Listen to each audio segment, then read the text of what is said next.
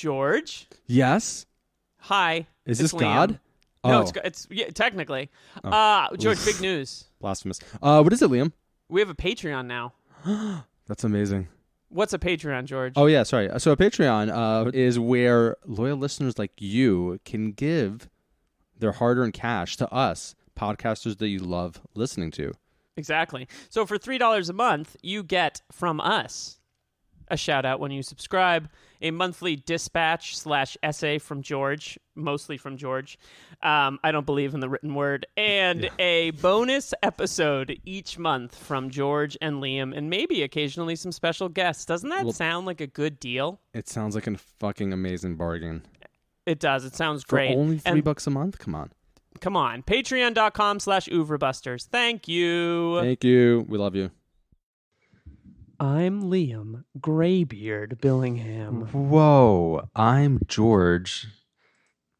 A little bit of Blackbeard. a little bit of gray in my beard. Fragopoulos. And this is Oeuvre Buster. A special. Not George, but the other toddler. The other toddler is asleep in the next room, and I'm speaking quietly. Hey, George, another turning point, a fork stuck in the road. I'm not a huge Doors fan, but you were. By the red directs you where to kill. So make the best of All right, here we go. that's known as why. Just have to let this right out. It's not a question, but a lesson learned in time. Yep. It's something unpredictable, but in the end it's right. I hope you had the time of your Is that off of Nimrod? Yeah, it's the second or third track off of Warning. Nimrod is Warning. It's not off of Warning. Positive it's not off of Warning. Hang on, shut the fuck up. Look it up. Look up the track listing right fucking now. And this is staying in the fucking episode. You know what? It's what song has Minority on it? It's on. That's that one. Warning. And it's not on Warning. It is on Warning. It's not on Warning. Nope. Opening track of Warning is the titular track. The second track is... Oh, shit. You're right. Minority is on. Minority is a great song. Minority is a great song, yeah. Green Day. What's it called? Good Riddance? Yes. It's off of... Oh, it's off Nimrod. You dumbass. Folks, what you don't know out there in Radio Land is that Liam called me a dumbass right before we started recording, and it turns out I was right. Well, it wasn't that you were right. It's that you weren't wrong. I wasn't wrong. A rarity. And I'm not wrong this time. Do you know why I was singing that song? I think I could guess, Liam. Why, Giorgio? All right, I'll just say it. This is our final episode of our Akira Kurosawa Toshiro Mifune season. This is the end of my only friend, the end. Good God, where did all those helicopters flying over Saigon appear in the background? It's true. It's our last. It's our last episode of the Akira Kurosawa and Toshiro Mifune season. 20-something episodes. I don't know the number of guests that we've had for this season, but I think it's been our most... I'll definitely say it's been our most listened to season. I'll say that for sure, because three people listened. Too many guests to count, and that's just because I'm really bad at math. What film are we talking about today, George? We're talking about 1965's Redbeard, starring, of course, Toshiro Mifune. And I think we should just dive into it now to say this plot summary. Yeah, the Give It To Me, Baby. It's from the magical year of Give It To Me, Baby. Yep, that song came out also in 1965. From the magical year of 1965. George, would you like to tell us what happens in Redbeard? Liam, I was just about to, before you mentioned... You fucking idiot. The Offspring. How many 1990s era band references can we squeeze in to this episode? So far, Green Day, The Offspring. I think I'm going to try to squeeze in a Modest Mouse reference at some point. So, Redbeard tells the story of Noboru Yasumoto, a young, selfish doctor who's sent by his father from Nagasaki to a rural clinic. Rural clinic that is run by the titular Redbeard, otherwise known as Dr. Kyojo Nide. Nide, sorry. Yasumoto... Yes, maybe I'm the one that's needy, if you know what I mean. I can verify. Can verify. Yasumoto at first is appalled by the state of his poor and despairing patients and by the gruff demeanor of Dr. Nide. Over time, Yasumoto comes to admire the doctor and to deeply care about his patients, especially a young abused girl by the name of Otoyo, who was saved from a syphilitic brothel, believe it or not. At the very end, Yasumoto is given the opportunity to get the job he has always dreamed of, working at the shogun's court. However, he declines the position to continue working at the clinic. The end. The end. George, Yeah. This film was directed by Akira Kurosawa. It was produced by Ryuzo Kikushima and Tomoyuki Tanaka. The screenplay was by Akira Kurosawa, Ryuzo Kikushima, Masato Ide, and Hideo Agune, the guys that always write with Kurosawa. You read the Galbraith chapter. I read it a while ago. Did he mention any of the like exotic spa days that they had while they were writing their scripts? Because that's how they wrote their scripts. That sounds amazing. Spas. Yeah, they would go to like a spa, get wasted, and write every day. No wonder Kurosawa was so prolific. Tell me about it. The film is based on a short story collection by Shigeru Yamamoto, who also wrote the pieces that would inspire, among others, Sanjuro and Dode Deskaden, which came later, and a few others. And also partly, and this is something I'm sure we're going to talk about, because even though I didn't know this before I watched the film, it felt very Dostoevsky-esque. And it was based on Dostoevsky's novel, The Humiliated and the Insulated. Insulated? Insulted. Your fucking notes say insulated. The humiliated and the insulted. You're not supposed to read the typos. The music, the music is by Masaru Sato. The cinematography is by Azakazu Nakai and Taiko Sato. And the film was edited by Akira Kurosawa. The cast includes Toshiro Mifune as Dr. Kyojo Nide, or Redbeard, Yūzō Kayama as Noboru Yasumoto, Tomori Niki as Otoyo, Tsutomu Yamazaki as Sahachi. Tsutomu Yamazaki was the kidnapper in High and Low and is fucking incredible in this movie.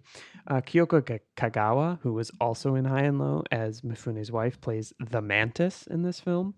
And there's a couple smaller great performances by Kurosawa regulars.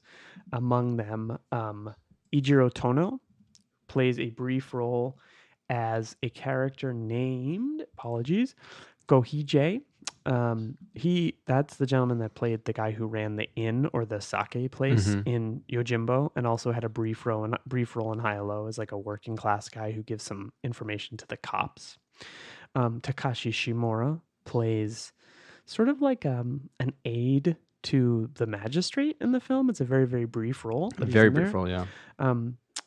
He plays Tokube Izumiya, and in a blink and you will miss him performance, Bokuzen Hidari, who shows up in the beginning of the film as a patient. Bokuzen Hidari played a villager in Seven Samurai, the villager that Mifune takes under his sort of wing in that film. He's basically in every Kurosawa film that comes before this.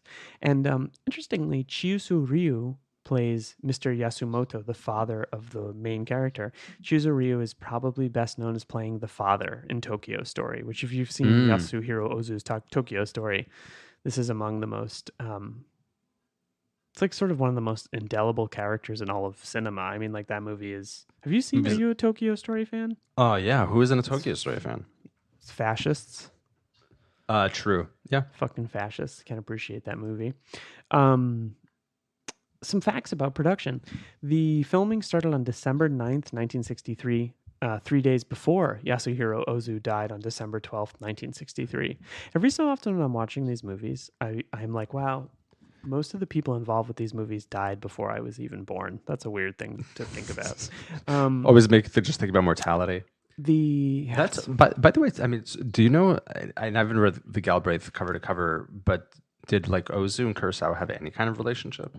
Yeah, they knew each other. I mean, I think that the industry was so small then that it was hard not for them to know each other. And because the system was in place where like they were, bouncing between studios, or actors were certainly, I think everyone at that point in the industry would have known each other, at least, in passing.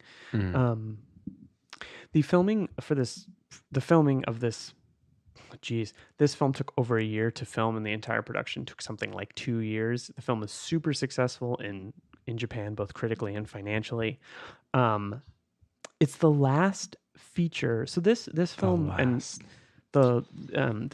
Stephen Prince talks about this a lot in the commentary track, but this is the last Kurosawa film to be shot in 2:35:1, which is the Toho CinemaScope aspect ratio, and by far the most cinema friendly format that's ever been used. Big films still shoot 235 or 240, and that's because it's the widest aspect ratio.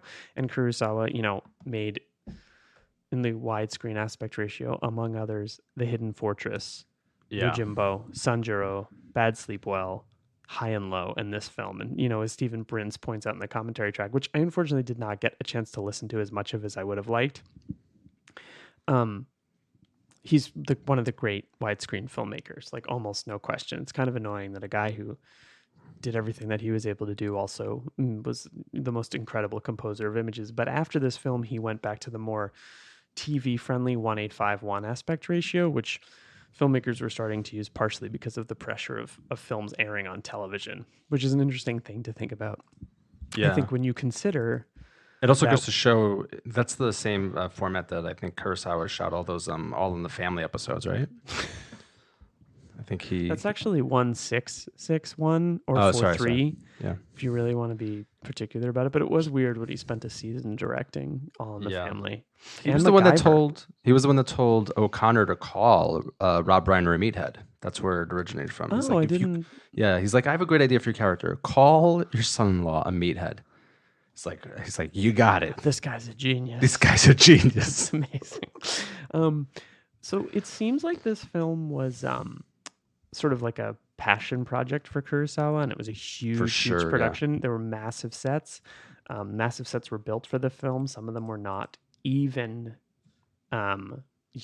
utilized in filming, which I think is kind of crazy. But you can feel the meticulousness of the compositions and the scope and the way that things are. So when I read that fact, it reminded me of like apparently Visconti, when filming The Leopard, like filled all of the drawers like with clothes, for example, for like a lot of the interiors, and like Burt Lancaster was like, why the fuck would you do that? Because like nobody's gonna even see them. And he was like, well, because like you'll know that they're there. Wow. It's kind of like an interesting nod to like verisimilitude. Yeah, and I think that for certain types of films, it's almost like you need it for the film to feel like a fully realized, project or production. The parts of the set are based on a real clinic, Koshikawa nursing home, which was built in 1722. And Koshikawa is the name of the district in Tokyo that Kurosawa's family moved to. So it definitely has like a personal resonance for him. A couple more things about the production of the film that I thought were interesting. Materials used, and this is something that comes up later in his films as well. And we should say that this was probably the end of the most productive period of Kurosawa's career. I think it's worth saying that like we've talked about the most productive period because this was his 24th film. His 16th with Mifune. Mm-hmm. He made 9 films before he started. Well, no, he made 7 or 8 films before he started to work with Mifune. He made 16 with Mifune, and he also made Ikiru in that period. So from 1944 to 1965, he made 24 films. God damn.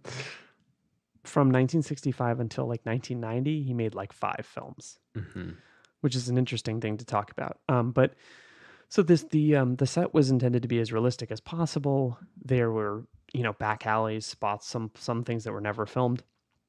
Materials that were used in the film were as old as they were supposed to be. Like that the roofs on the buildings were over a century old, and all the timber was taken from old farmhouses. Costumes were aged, and bedding was slept in for a year and a half, or up to half a year before they filmed with it. It's which insane, is like, but I think it makes a difference. It's like it's one of those things where you watch. Like someone was talking, I was listening to an interview recently about Judas and the Black Messiah, about how like the costumes were so good in that film because it didn't feel like they'd come off a rack and put on the actors, which is how costumes so often feel in movies. They don't feel like anyone's worn them before they shoot the movie. Mifune's beard took 3 months to grow. That makes me feel a lot better as a man. And there was a lot of experimentation with trying to dye it to get it exactly how it was supposed to look on film, which is nuts because the film, as you point out in the notes, was in black and white. This was the final film. The final film. Kurosawa and Mifune made together. Swan song. This is the end, my only friend, the end. And this is the final episode of the podcast. No, yes. I'm kidding. So apparently, from what I understand, Mifune's earnings for most of the films he made with Kurosawa was like $5,000. Now, seems like it was probably a lot of money at the time, but it didn't matter if he was shooting a film for 3 months or a year. He made the same amount of money. He was becoming more famous abroad. He'd made a film in Mexico. He'd made films in Europe. He was, despite not speaking English, had this like sort of career that was making him bigger and bigger and bigger. And I think at this point, it's kind of sad to think, but it's a little bit like Kurosawa calling him in to do a movie is a little bit like, hey, can you come back and make this small little film, right? Mm-hmm. And I think at this point, Mifune had started a production company. He wanted to shoot a commercial for the film, and he had the beard, and Kurosawa was angry that he shot a commercial while bearded because that was supposed to be the look that he was supposed to have for Redbeard. Yeah. And it's just interesting to think, like, that seems very Kurosawa-esque to be like, I can't believe I'm in a fucking movie with the beard for the movie. And to be fair, it's a very, very distinct beard. Like, he looks different in this film than he does in any other film. Yeah. And he's so fucking famous in Japan that I weirdly understand it. But it's interesting to think about it, like, the idea that, like, there must have been more going on between the two of these guys. Of course. Than him just being like, I'm mad about your beard. Well, I think it's like it was probably also an ego thing on both their ends, but I could imagine also so much more on Kurosawa's end of like, I made you. And, you know, especially the kind of like, who the fuck do you think you are walking off the set, even for, you know, I don't know, a day or two to film this commercial for a pharmaceutical company, apparently. It was one of those commercials that airs during the Super Bowl that's like you're throwing a football and it's like, using this drug may result in death. Yeah. Explosion of diarrhea. Cancer. You might turn into the Incredible Hulk. No one knows. I think, Kurosawa was just upset that he was filming a commercial for Pfizer. He's like, you're making commercials for dick pills on the side. We are a Moderna family in this house. How dare you? But I wrote in the notes that it's like the original Henry Cavill like mustache controversy. Of course, no, that's just clearly what it's based on. Yeah. So I think Kurosawa asked that commercials like, can you spend like $1 million to CGI Mifune's beard off of his face? Hey, can you be fucking serious about the end of the greatest actor-director relationship of the 20th century? You know what it is? My fucking heart is breaking because this is coming to an end. So I have to make jokes. All right, that's how I fucking process it. That's how you process it. That's how I fucking process it. After this film, Mifune would continue to make a number of successful films, while Kurosawa would struggle to make really anything. You know, maybe we'll cover these films in the future, but I believe in the 70s, Kurosawa attempted suicide and was unsuccessful, thank goodness. And I think despite Mifune having a successful career, I think it's fair to say that the heights they kind of achieved as a actor-director combination they would never achieve for sure apart ever again. And you know, there are stories that Kurosawa was supposed to, or that Mifune was supposed to play Hidatora in Ran, but Kurosawa, or he was too expensive and they couldn't get him to do it, and so he wasn't able to appear in Ran. So who knows? Anyway, George, what did you think of what? Oh, that would have just been amazing to see him come back for like one last swan song. Well, he was also rumored. Let me look it up really quickly. But there's another part in Ran of one of the characters whose name is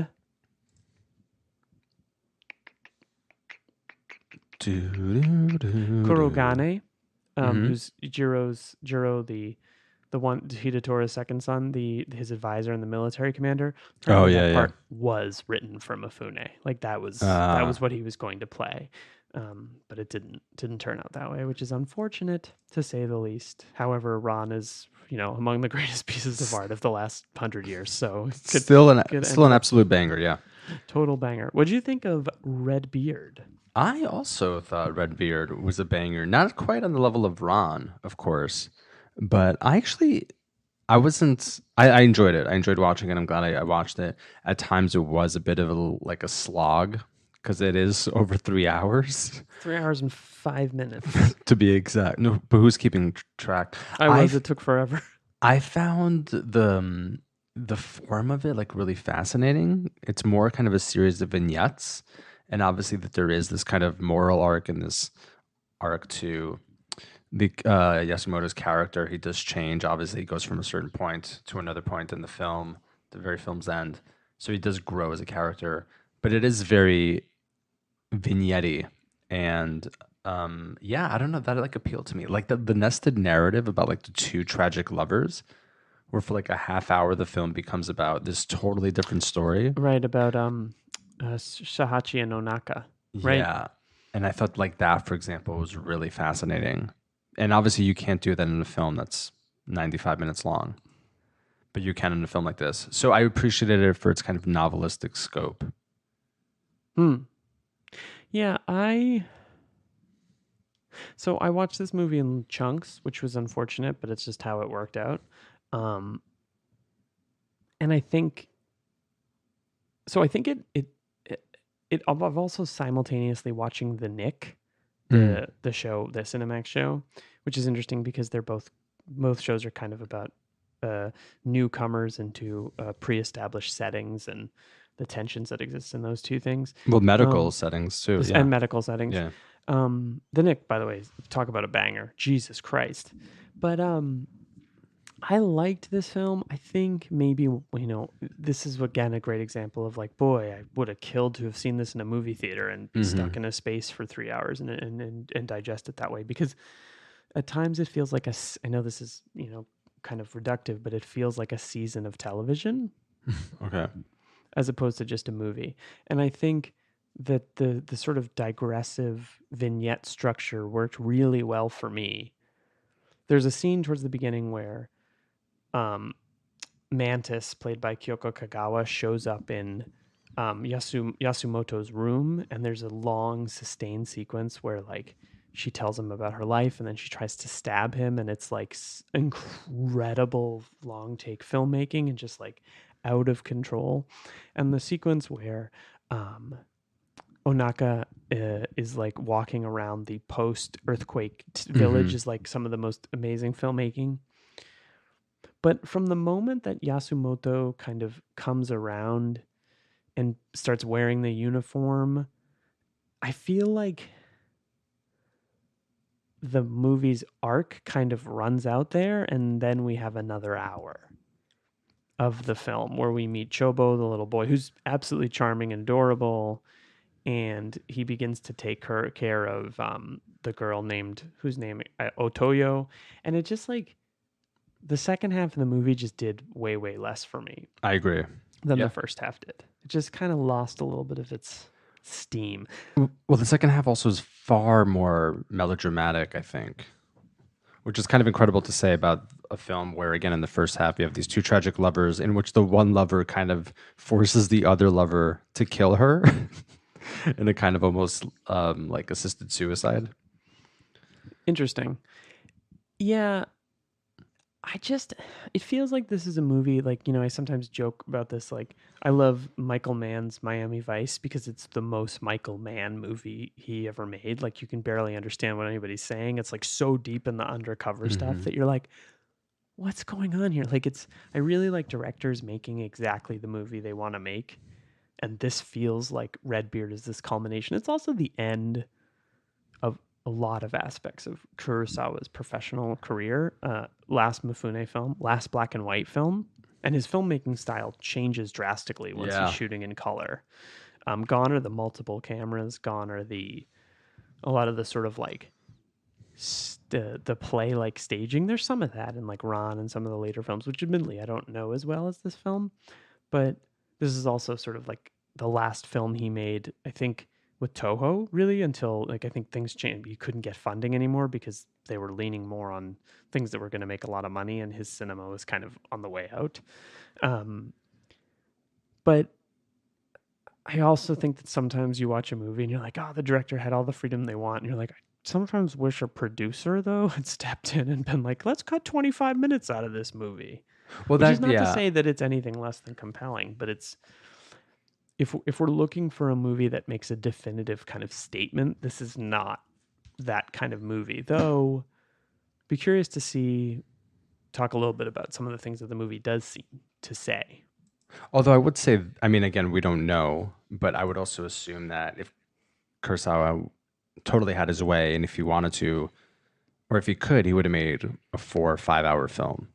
Like that, what you have here might in fact be not obviously like a truncated version or some sort of kind of concession to the studio, but I mean, I feel like he was still like, okay, yeah, like a 3 hour, 5 minute, like it's not saying tango. It's not like a length that is True. Absurd.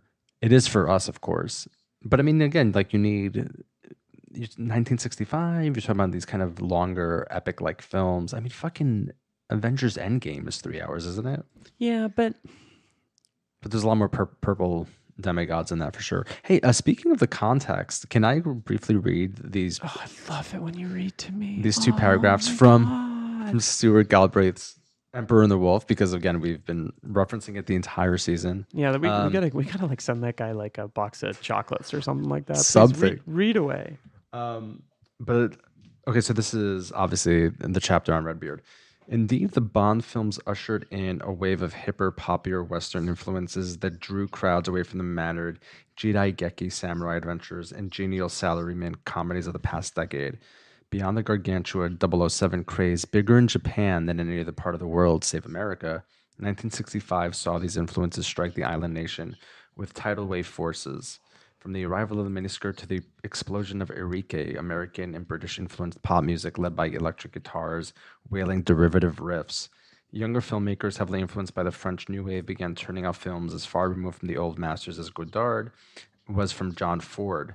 In terms of content, Kurosawa probably thought Redbeard's narrative of self-realization, its criticism of the class system while championing selfishness and aiding the downtrodden, would be fashionable and appealing to the mod generation. Yet Redbeard was, in many ways, the culmination of a style on the way out. So that just reminded me of what you were saying about how this film is very, very indicative of a certain kind of moment in Kurosawa's career. Well, yes, I agree. And the changes, not just only like personal changes for Kurosawa, but also kind of historical and social changes that the film is both responding to and also kind of antagonistic to, perhaps. The movie feels very modern, right? It feels like it's kind of, in the sense that you feel like you're watching something that's kind of a play, a character drama. There's no like huge big reveals. There's like an earthquake, but there isn't like, you feel like you're moving through time in a very linear way. There's no action sequences save like one brief fight that's pretty cool. Fucking amazing, yeah. Fucking amazing. It's interesting when you talk about the Bond films and their popularity, because in 1967, 2 years after this film, there's a Bond film set almost entirely in Japan, You Only Live Twice, which whilst a hugely racist movie where he's made up to be Japanese to infiltrate a small village. Have you seen it? Maybe I have, but I don't remember it. It's a fucking banger of a James Bond movie. It's so good. And, it has a character named Tiger Tanaka in it. And, like, it's definitely a product of its time. But I wonder if the popularity of Japan made them go like, oh, we should make a film in Japan, because there's like a scene where he goes to like a sumo wrestling match, and like, it really digs into what it's trying to do.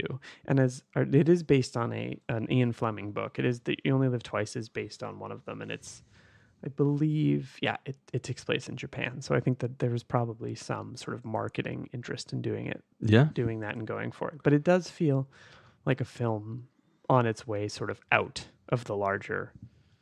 It doesn't feel like even though it was successful, you can feel how this might be the last sort of hurrah.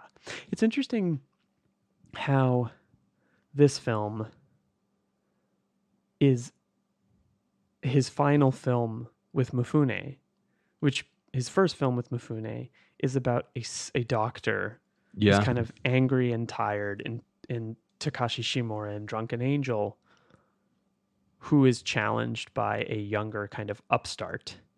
Granted, in that film, it's Mifune playing a gangster, but it feels like in this film, Mifune has moved into the Takashi Shimura role of the aged doctor.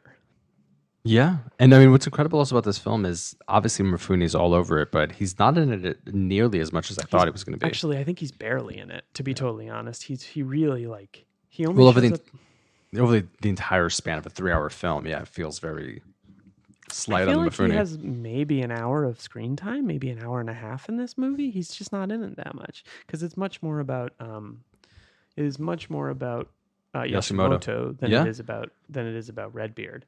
And the actor also, Kayama, was like the new hot shit on the scene when he made this film. It's also interesting to think that, Mifune and Kurosawa made Drunken Angel together in 1950? Was it even 1950? Was it? I think it was 1948, right? Oh, you mean how quickly their relationship kind of lasted? Well, between 48 and 65, he ages 17 years. But he is, in this film, Mifune is 1920. He's 45 years old. But he feels much older than 45. He feels like he's meant to be 60 or something like that. For sure, yeah. And he pulls it off. So he's aged up, drastically. But it does feel like there's something meta about the idea of, first of all, when he shows up on screen, he's facing the other way and you're like, that's Mifune. It has to be Mifune. Like, that's who he is. And so you have this feeling of like, maybe this is all in retrospect, but it does feel like the end of something. It doesn't. Mifune is no longer the central character. He's in the Shimura role. Yeah. And I think that feels very, very significant to me. And the fact that Shimura is only in this film for 45 seconds compared to, Mifune's screen time. But I also wonder if there's a little bit of pride in Mifune to be like, I'm playing the old guy now. I'm 45 years old. Like, this is how it's just an interesting thing to think about in that regard. So you mean like a certain kind of sense of resentment at being cast in those kind of roles? Yeah, like, or just like his career was, I can imagine that at no point in history has any film industry been sympathetic. It's definitely more sympathetic to aging men. That's obviously the case. But, Mifune, you get to a certain point in your career where I think you probably just want to get bigger and bigger and more successful and continuing to make, I think one thing about the Bond films that's worth noting is that the Bond films are international film projects. They're not just like, oh, we went to like, France and shot this little movie at a vineyard. These are movies that span decades. They span cultures. They span casts. Like, it's one of the early examples of like franchise filmmaking where it's like, we need people from all over the world to make these movies. And when you're the most famous fucking guy in Japan, the idea of like, oh, I want to make movies in the West, which he'd already started to do. It wasn't like he wasn't doing that stuff, but he made Red Sun, if I remember correctly, in 1971. So, a few years after this, he was in Hell and Pacific in 1968, John Borman's film. So like, his career was moving in a direction where like maybe he could achieve some kind of international success. And Kurosawa made one movie outside of Japan, Dode Deskaden? No, Derzu Uzala, which is the Soviet Union. He was working, it's a really actually tragic story. He was working on, I think it was Tora. And he got fired, right? Well, yeah, but he had like again, according to Stuart Gralbach, The Emperor and the Wolf, he had like a nervous breakdown of some kind.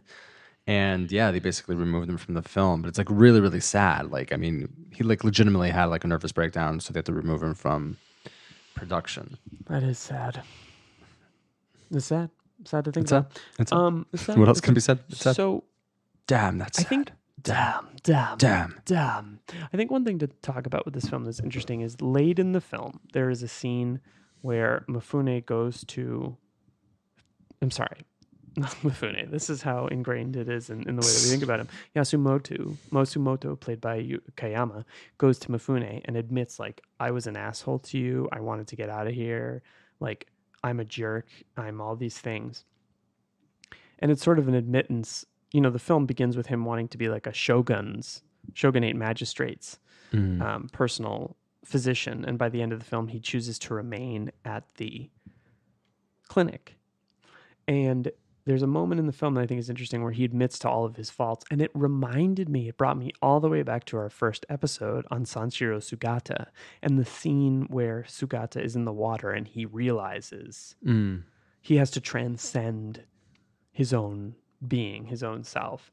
And that between that scene, which brought me back to that, and the fact that there's a young girl in the film who comes from a brothel and begins to sort of work in the clinic unofficially, nursing Yasumoto back to health. It reminded me a lot of Quiet Duel in the role of the young woman who, you know, comes in and sort of has this back and forth relationship with Mifune.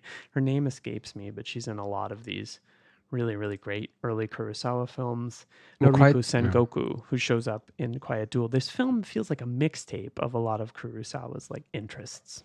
Yeah, for sure. I mean, we're going to obviously Quiet Duel as well with the use of the doctor to explore a lot of these themes that Kurosawa was interested in terms of kind of care of others, ethical relationships, and also just kind of what it means to be in the mire of human misery.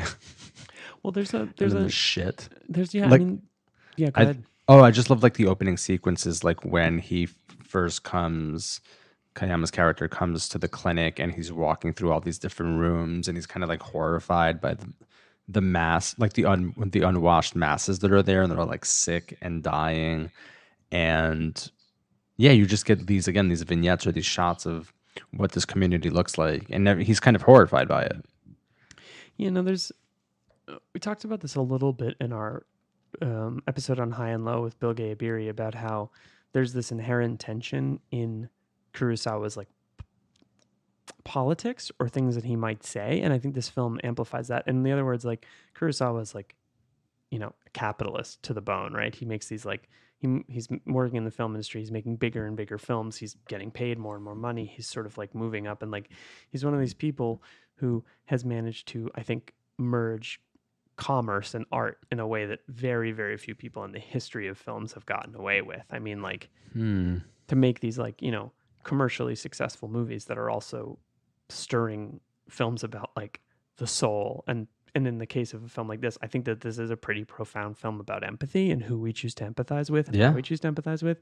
But it even goes back to something Blake Howard said in our Seven Samurai episode about how Seven Samurai can be interpreted as about helping poor people. It's about these guys who choose to help poor people. And this film has that as well. Yeah. Which is, there's a very good, very strong moment in the film where Mifune says something like, what has politics ever done for the poor?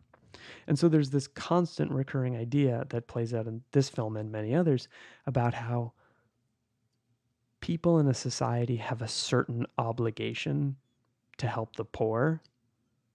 Though I don't necessarily think that reflects on Kurosawa as him being like liberal or anything like that. I don't think there's any easy read of Kurosawa's politics except that he clearly is concerned with the well-being of others. Yes. First and foremost, yes, we do live in a society. Just to drop in that meme. But also we live in a society! You talking made me think, is it in a certain kind of way? What happens. So many fucking brilliant insights just pouring out of that head. Thank you. That baseball, the black gray beard. Sorry, go ahead. Fucked it up. What the fuck were you trying to say? Fuck. Edit this out. Fuck this. Damn. Fucked it up. Damn. She's got a great ass. I don't know where that came from. Well, just break it out to the Pacino. It's always a good way to just kind of reset, right? The reason the I Pacino had coffee with Macaulay half an hour ago. The Pacino reset. I love it. It's a classic. You're well, yeah, thank you. That setting this film then in the past suggests again a certain nostalgia perhaps for that past, just to kind of suggest that like contemporary Japanese society is fucked. Why? Because we've been bondified or westernized, and what we're going to do is, and not again in some sort of conscious way, but even if it's not conscious, it's still viable for critique. So by couching it in the past, right, by showing like, see, this is how people were in the past. They were not selfish. They sacrificed for one another.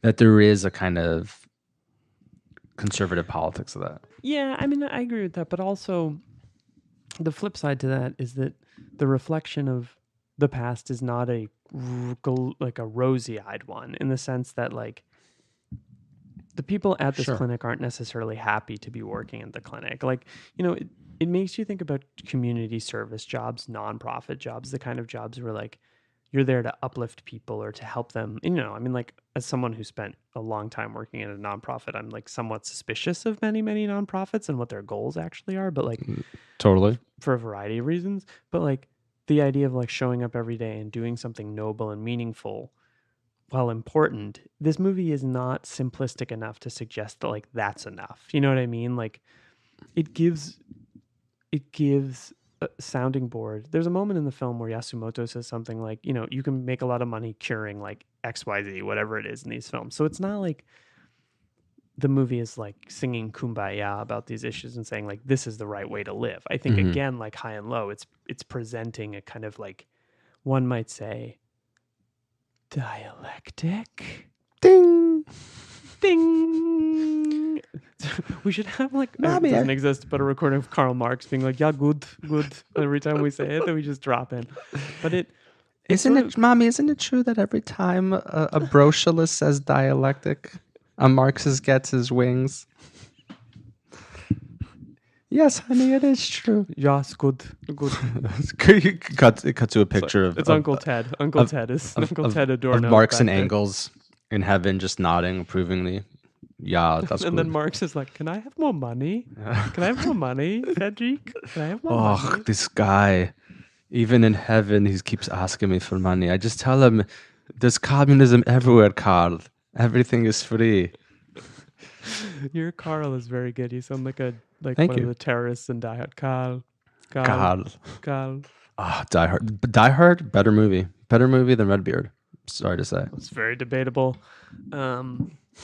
But again, it's this tension that these movies set up between like one of the great things about High and Low that I hadn't really thought about, it, Bill Gates points out, is like in a society, millionaires obviously need people to do these things, and in the case of that film, it kind of humbles him. It kind of makes him more of a realized kind of person, and this feels like an interesting inversion of that, in the sense that like he's a poor doctor working for like the good of regular people, and he clearly has like opinions about the way the world is, and he clearly thinks the world is out of balance, out of whack, and yet like the movie never offers the easy answer of like, what we're doing is the right way to live either. And I think that like, if there's Really? You think that? in some ways, I mean, I don't think the movie like the movie suggests with its ending like that the noble thing to do is to help poor people, right? Yeah, of course. But it doesn't, to the movie's credit, it doesn't pretend that like this is some kind of utopian existence, right? Like it's challenging and hard, and yeah, I think that's an important aspect of the film being realistic. Right. It doesn't suggest. It doesn't imply that this will cure all the ills of society, but there's no way that these dudes aren't doing the right thing, and that Yasumoto's character isn't doing the right thing by giving himself over to this clinic. Right. But I think that one of the things that I've come to realize is that like a lot of these Kurosawa films are about the inherent tensions that are present in a society, in a culture, like there's in the small or large worlds. You know, it's interesting how like this film takes place in this like microcosmic clinic setting, like some of his early films, which, you know, this feels like a return to form in that sense. Like Kurosawa's early films are not flashy. I feel like the first quote unquote flashy movie we get is it's really Stray Dog, right? And then he does things like Seven Samurai, Hidden Fortress, like these bigger blockbustery movies, and this feels like a maximalist, minimalist kind of film where it returns to the kind of small intimacy of those films.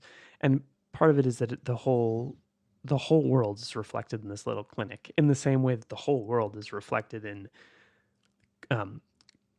Kondo's apartment in High and Low, the same way that it is reflected in the kind of like corporate culture world of Bad Sleep Well, in the same way that there are these like opposing sides in the town that Yojimbo takes place in Sanjuro. Like these last few films feel like they're creating these ideas of like questions of who we help, why we help them, when we help them, who has power, who wants power. Like it feels like a recurring idea of like we're going to examine very, very smallish worlds in these films, and then it keeps expanding out and expanding out and expanding out. And it's interesting how this film pulls in the sort of family at the end of the film, the sort of like well-heeled parents or whoever you want to say they are.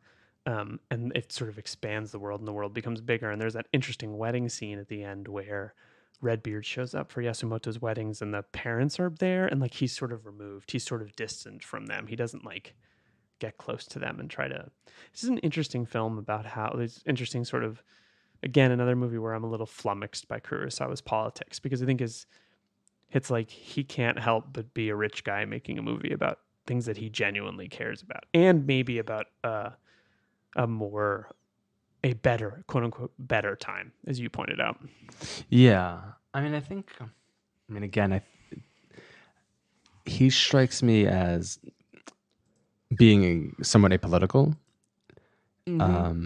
Obviously not that that his films aren't politically charged. I'm just saying that he, I think, would have like fooled himself into thinking that his worldview is apolitical. But there are moments, especially in a film like this, where again the critique of the class system is very apparent. I mean, maybe that's not fair actually to call him apolitical. But by that I mean I just think that he would say that he doesn't have an ideological axe to grind. But he clearly does believe in certain things like basic human dignity, the potential for humans to take care of one another, the potential to find value in human life. I think what you're also pointing out is that these sort of like modern labels of like left, right, conservative, liberal, of course existed, but you didn't have to fall on one side of the spectrum quite as clearly as you're supposed to now, right? Like you're kind of just supposed to like, in a sense that like he's not at all apolitical, but I think he's complex. His views are complex because there's a little bit of as you pointed out, there's a little bit of like what's the word? A little bit of like envy or sort of admiration towards Gondo in High and Low that's like kind of hard to stomach, but also makes total sense from the characters it's coming from in that film. Like you understand why they behave that way, and I don't read that is like Kurosawa ideologically being like, I love this millionaire. I think he's just creating a really strong story out of the elements of who the people are, based on class, based on interest, based on who they are as people. I mean, I think what he admires are really strong individuals, whether or not those individuals are artists or capitalists. I think he's somebody who's very... Or doctors. I think he admires doctors. Or doctors, yeah. I mean, I just think he's somebody who's really, again, just kind of... that he sees himself as, again, as this brilliant artist who... because of his willpower is able to make these incredible films. And I think he oftentimes is exploring characters that are like him. Not that I think obviously a lot of these characters are strictly autobiographical. It just like reminds me of like the Mifune's character in Scandal, where I just thought, yeah, me too. Yeah, where that's, I mean, and I think that's the only protagonist that I could think of at the time who's like an artist and is not a doctor or, again, a capitalist. Well, and, it's interesting to think, or a samurai. That film sort of has this attitude of like things were better before, like tabloid journalism, for example, or whatever the case is in that film. And it's interesting to think that this film is Redbeard, a Kurosawa stand-in, in the sense that like at a time when Bond is huge and these color films and like the world is moving on and everyone, because there's something interesting in the idea of Yasumoto as like a quote unquote celebrity. Like I want to work for a magistrate because that's like a role of significance. Like I'm going to go to the city and get my fame and fortune, which is a very like, let's say, I don't know. It feels to me, you would know better than me, but that the idea of like fame feels like an offshoot of like a post World War II kind of concept of media and the way that we like, like we all have something special and individual to say. Like people didn't want to like cut rice in a field anymore. They wanted to like go do something larger with themselves. And here you have a sort of fatherly figure who's like, no, your role is to like the people. It's to a community. It's to a and there's something to be read of Kurosawa being like, I'm going to, not that he was necessarily going out into the world, but like, I'm going to make films about Japanese people, make films about Japanese history.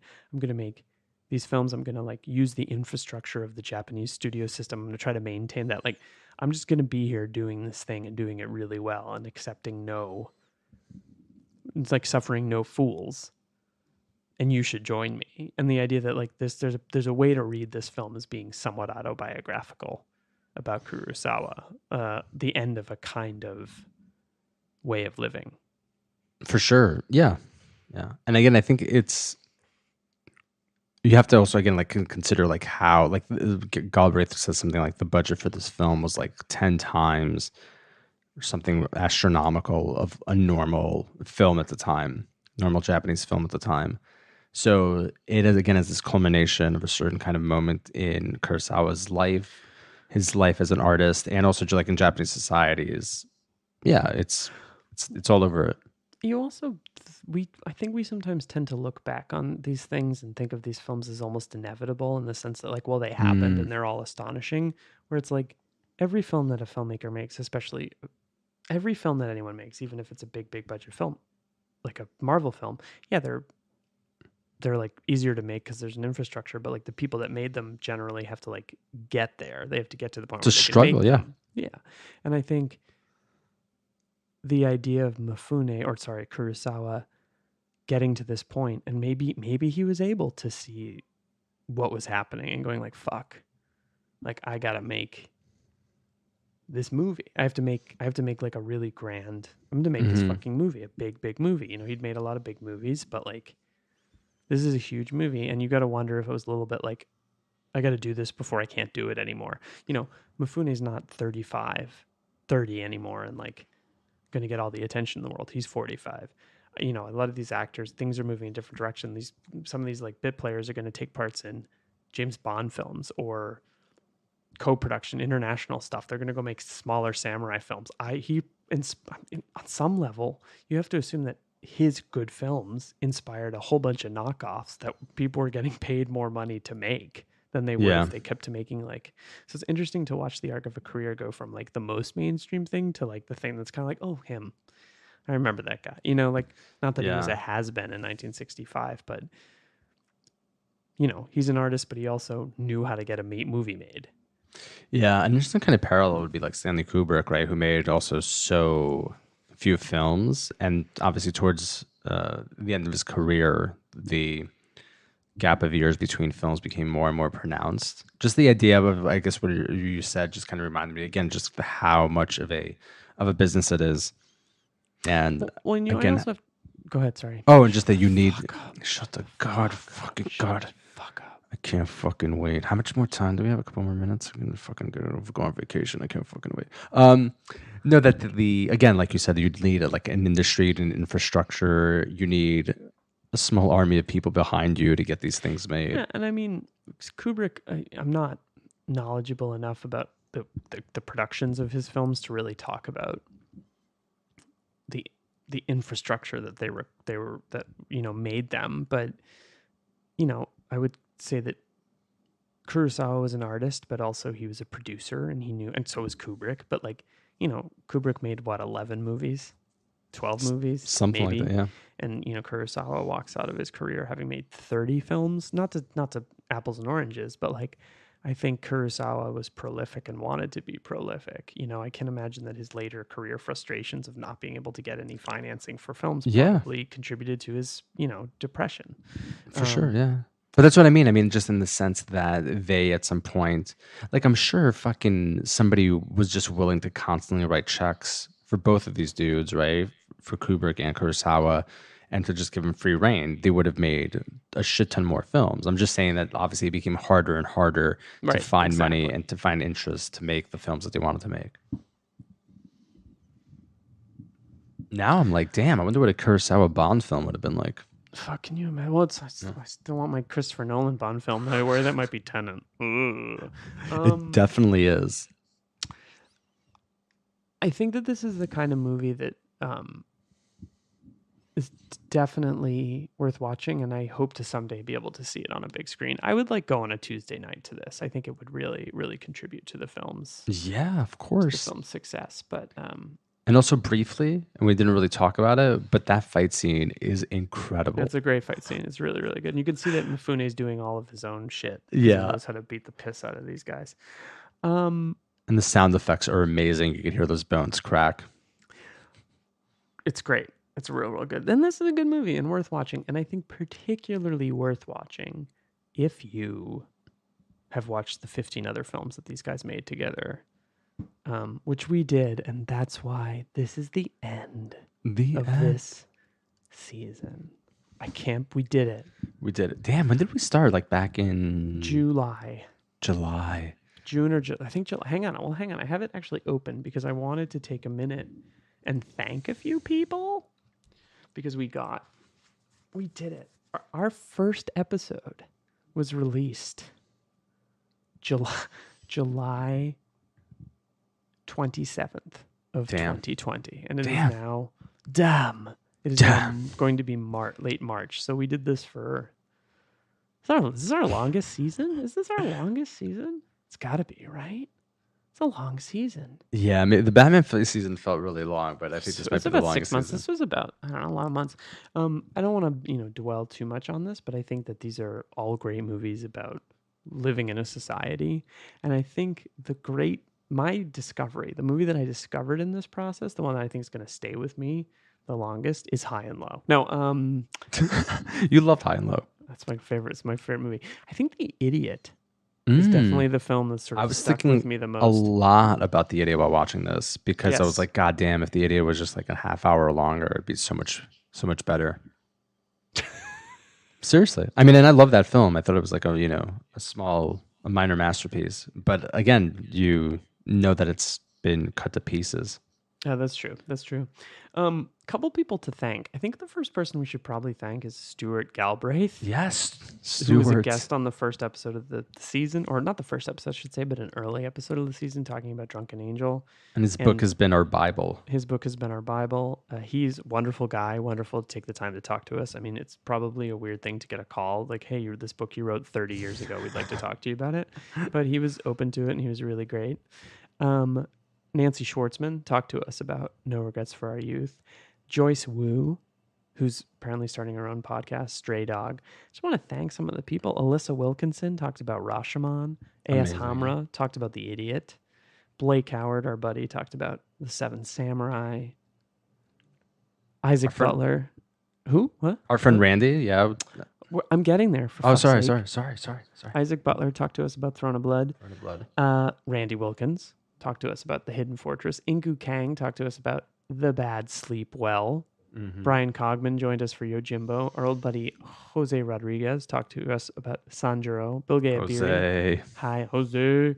Bill Gay Abiri talked to us about High and Low. Some of these folks will hopefully be back for our next season, which we'll Fingers talk about. crossed. And Jessica Chiba talked to us about Ron, which we recorded in like the beginning of the season. We did, released last week. It's been a great season. I feel like this has been the most rewarding season. It's been a lot of fun, for sure.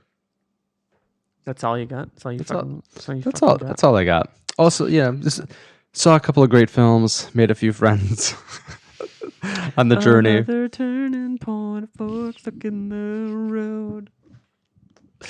No, it's been fun. I backed my car into a cop car the other day. That's way later. That's like 2004. Time of Your Life is from 1997. You're right. Well, Bad People. Good News for People Who Love Bad News is from Is it after September 11th? Definitely. Bad News for People Who Like Good News? Is it that? I mean, would you be surprised if it was like 99? Yeah, you need to win. You need to win on this episode. So let's see.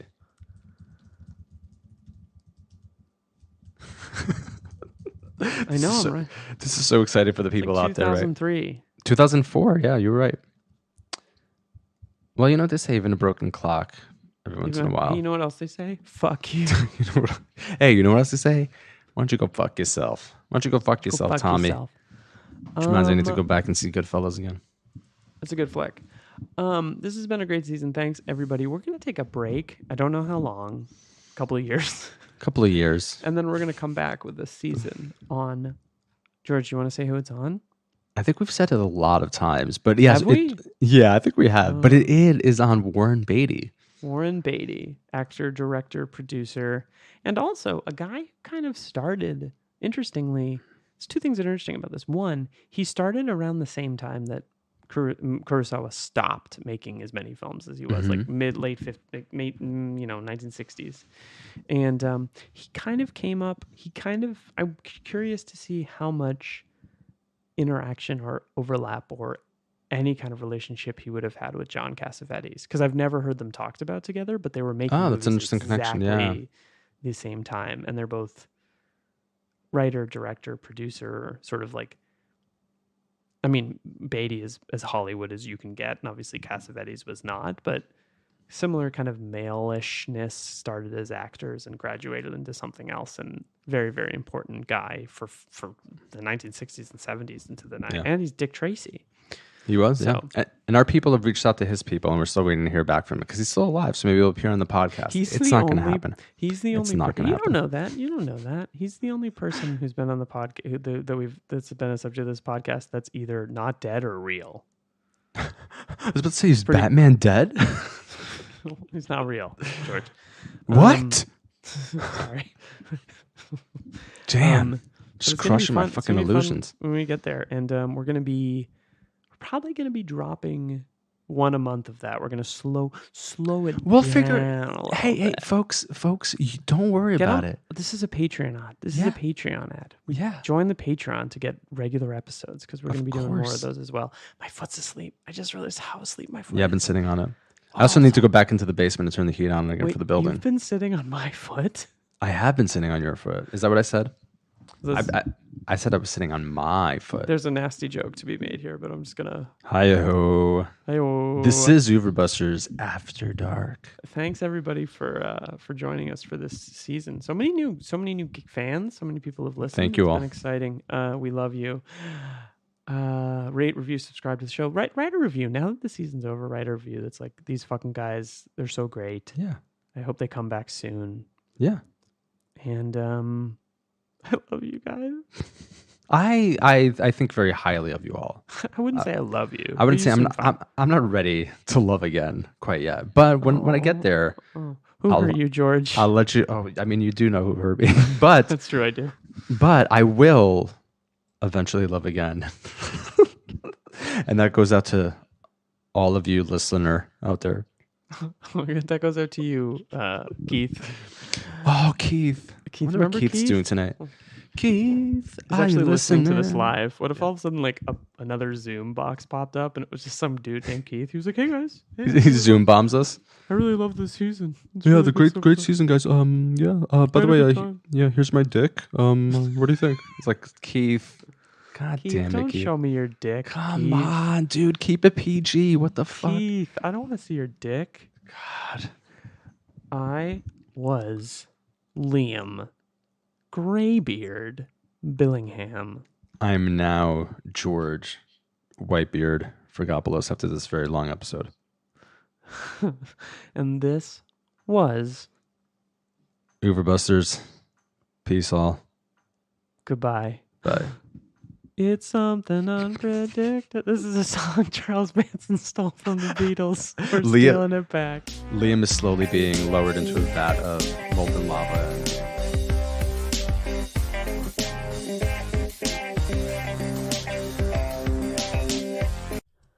Wow, what an episode. Amazing. As usual. Unbelievable. We are so good. If you like the show and want to kick us a few dollars, patreon.com/Oeuvre Busters. You can sign up to give us $3 a month and get some extra stuff. We hope you'll join us. Thank you. We love you all.